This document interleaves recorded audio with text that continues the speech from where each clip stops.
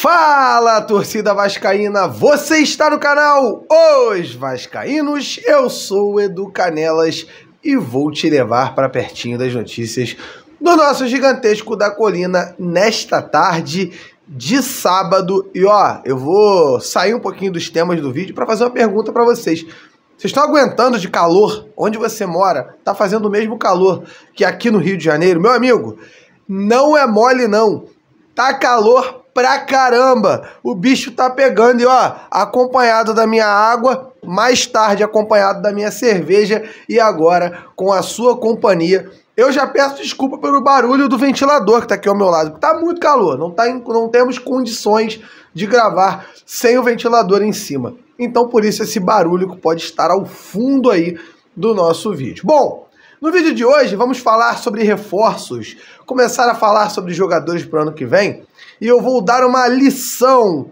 para que a gente esteja aprendendo junto. Vamos falar de alguns jogadores que o Vasco se interessou e que pouco renderam na temporada de 2023. Também vamos falar da preparação do Vasco, o Vasco que está treinando agora pela manhã, estou gravando o início desse vídeo às 10h48, o Vasco deve estar terminando o treinamento da manhã neste momento, neste calor absurdo, tá difícil demais. Não deveremos, nossa, sol bonito, hein? Não deveremos deixar de lembrar a você, vascaíno e vascaína do outro lado, que hoje tem decisão em campo para o Vasco. Isso porque a Raposa enfrenta o Fortaleza fora de casa. O desesperado Cruzeiro, próximo adversário do Vasco, na próxima quarta-feira, joga hoje uma partida atrasada contra o Leão do Pici. E todos nós vamos torcer para o Fortaleza. Esses e outros temas agora no vídeo da tarde. Então eu peço para você arrastar para cima, segurar a vinheta e logo depois eu volto com todas as informações do nosso Vascão.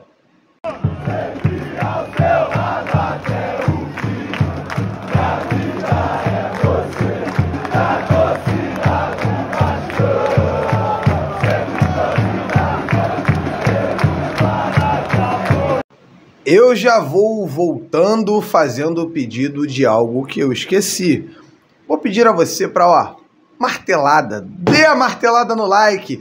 Deixe o seu like, deixe o seu comentário para que a gente possa debater junto aqui embaixo. E, claro, se torne membro do canal Os Vascaínos. Galera, o tema que eu vou usar para a abertura desse vídeo é falar um pouco sobre alguns nomes que o Vasco especulou e alguns jogadores que o Vasco teve interesse durante o ano de 2023, o começo do ano. Alguns jogadores contratados que não renderam, como o Jair, como o Pedro Raul, outros que chegaram sem tanta badalação e que ajudaram muito, como o Maicon, como também o Pablo Verratti, como também o Paulinho Paula, como também até o Praxedes, que eu critico, mas está ajudando, e obviamente, né, Gary Medel, Léo, jogadores que estão ajudando muito o Vasco, Léo Jardim também. Mas eu quero falar de jogadores que não vieram para cá. Inclusive, eu acho importante que a gente faça esse comparativo, até para a gente entender um pouco de que, às vezes, alguns jogadores não virão para cá, e não é por isso que devemos sofrer ou morrer por isso. É uma questão de entendimento. Alguns jogadores valem a pena até certo ponto. Por exemplo, o Luca Orediano, jogador que o Vasco teve uma badalação para trazer, jogador que todo mundo esperava ver no clube, uma das promessas mais promissoras, aí, promessa promissora ficou bonito. Um dos jogadores mais promissores da América Latina no ano passado, chegou ao Vasco e até agora não disse a que veio. 21 milhões de reais, não disse a que veio. E por isso eu trago aqui informações de alguns jogadores. Por exemplo, já vou abrir esse tema falando do Bruno Zuculini, jogador do River Plate, jogador que o Vasco teria interesse, segundo a imprensa argentina, até para o ano que vem. A informação que eu consegui levantar agora há pouco é que o Vasco não tem interesse no jogador. Isso porque o Bruno Zuculini quase não joga com a camisa do River Plate. O Bruno Zuculini tem 9 jogos no ano, apenas 9 jogos no ano com a camisa do River. E são 0 gols e 0 assistências. Um jogador que vem somando muito pouco ao clube ao qual ele está entregue. E a informação que eu tive foi categórica das pessoas ligadas ao departamento de futebol do Vasco. 0. O Vasco está focado nesse momento em se livrar do rebaixamento. O planejamento de contratação para o ano que vem vai começar a partir do momento que o Vasco estiver livre. Essas são as palavras que eu consegui com as nossas fontes aqui do nosso canal. Outro jogador, e esse aqui eu acho que vale muito a pena, Michael Santos. Edu, o Vasco perdeu o Michael Santos, o Vasco é uma M, o Vasco é isso, o Vasco é aquilo, o Vasco tem que acabar.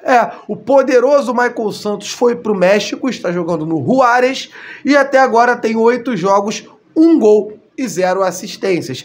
Quer comparar com o Pablo Verratti? Eu acho melhor, eu não vou nem trazer os números do Verratti aqui não. Procure você por aí e veja o tamanho da diferença do Pablo Verratti para esse jogador aí que era dito como grande salvador do Vasco, que acabou não vindo porque aquele babaca presidente do Tadieres fez algo de bom para o Clube da Colina de não negociar o jogador, exigiu um monte de coisa e graças a Deus o nosso pirata veio e está fazendo o vascaíno muito feliz.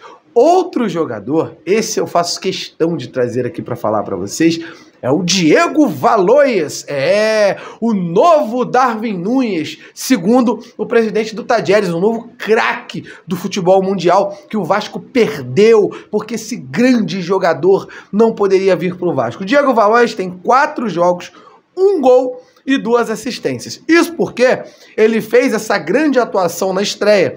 Ele deu 2 assistências e fez 1 gol. Depois disso, necas de pitibiribas, como diria o delegado Lincoln, o nosso querido, maravilhoso advogado Paloma, personagem do Igor Guimarães, grande humorista. Necas de pitibiribas, jogando nada também no Juárez. E o Franco Fagundes, que esse aí, cara, como eu ouvi a abobrinha de torcedor brigando comigo. Edu, você é contra o Franco Fagundes, que é um grande craque, que vai vestir a 10 do Vasco, que tem quase 2 metros de altura, um baita jogador do futebol uruguaio, que tem propostas da Europa, de grandes lugares, e que vai ser um grande jogador no Vasco da Gama. Pois é, o grandiosíssimo Franco Fagundes tem em sua temporada no Nacional do Uruguai, no Campeonato Uruguaio, 26 jogos, 2 gols e 3 assistências, oscilando entre a titularidade e a reserva durante muitos jogos neste campeonato de nível C. Vamos colocar aí o nível da primeira divisão do Uruguai equivale à Série C do Campeonato Brasileiro. Essa é a grande verdade. Se você colocar o Amazonas, campeão da Série D, para jogar lá o Campeonato Uruguaio, eu garanto que pelo menos no G4 o Amazonas do Sassal Sassalotelli fica. Então, podemos concluir aqui dentro desse assunto de que muitos jogadores são especulados. Às vezes colocamos esses jogadores num pedestal ao qual não deveríamos ter colocado. E esses caras simplesmente acontece aquilo que era de se esperar. Esses jogadores não rendem o esperado quando chegam aqui. Obviamente a história poderia vir a ser diferente, o cara poderia chegar, se adaptar, começar a jogar bem. Muito se fala na imprensa uruguaia que o Franco Fagundes se desmotivou um pouquinho lá no Nacional do Uruguai depois de não ter sido negociado com o Vasco, enfim, tudo bem.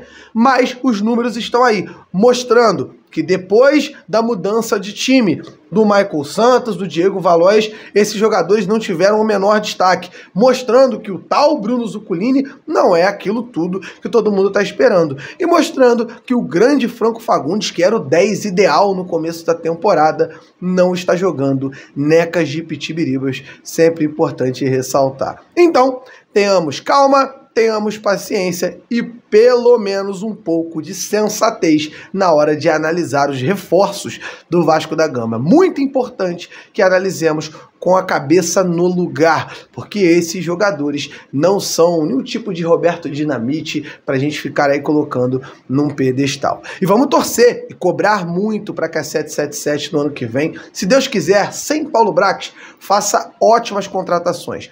O Vasco tem hoje, dentro de São Januário, dentro do CT Moacir Barbosa, uma espinha dorsal montada com um bom goleiro, bons zagueiros, bons volantes, temos um camisa 10 que vai corresponder, alguns pontas jogando bem, temos atacantes, então o Vasco precisa se reforçar pontualmente no ano de 2024 para disputar as competições às quais estiver envolvido. Quem sabe uma possibilidade de Copa Sul-Americana, se dedicar aí à Copa do Brasil, se dedicar a fazer um bom Campeonato Brasileiro no ano em que o Vasco vai receber o maior aporte da 777, o aporte de 270 milhões de reais que vai cair em São Januário ano que vem. Vai ter grana para contratar, então ano que vem é ano de abrir os cofres e estes jogadores pontuais, reforços pontuais, precisam chegar para ajudar. O Vasco hoje tem essa espinha e não vai mais precisar ficar aí apostando em Michael Santos, Diego Valois, Franco Fagundes,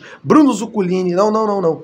O Vasco tem que olhar para o mercado, olhando para jogadores de prateleiras mais altas, para que a gente não fique refém aí de jogadores que são apostas. Precisamos de jogadores certeiros e agora vai estar na mão do possível novo diretor de futebol, que não deve ser o Paulo Brax ano que vem, não deve ter a sua manutenção em São Januário.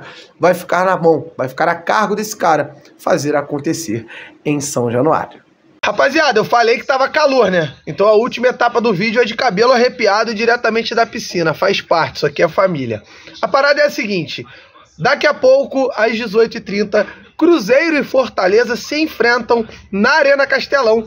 E o Fortaleza, o Leão do Pici, vai representar o Vasco. Isso porque, se o Cruzeiro vencer esse jogo, o Cruzeiro empata em número de pontos com o Vasco da Gama. Não podemos pensar em outro resultado que não seja a vitória do Fortaleza. Então agora, a partir desse momento, somos todos torcedores do Leão do Pici, hoje às 18h30. Coloque seu resultado aí embaixo. Cruzeiro hoje perdendo, pode entrar naquele desespero que eu prometi para vocês. Cruzeiro desesperado, enfrentando o Fortaleza bem tranquilo. E outra coisa, vindo jogar com o Vasco podendo abrir 6 pontos e praticamente liquidar a fatura do rebaixamento da Raposa para 2024. Gigante da Colina, que por sinal treinou hoje no CT Moacir Barbosa, treinamento forte debaixo de muito calor, e Ramon Dias vai tomar a sua decisão. Quem jogará como titular? Será que o nosso maravilhoso Robson Bambu voltará à lateral direita na ausência de Paulo Henrique? Ou será que Gabriel Dias ganhará a vaga?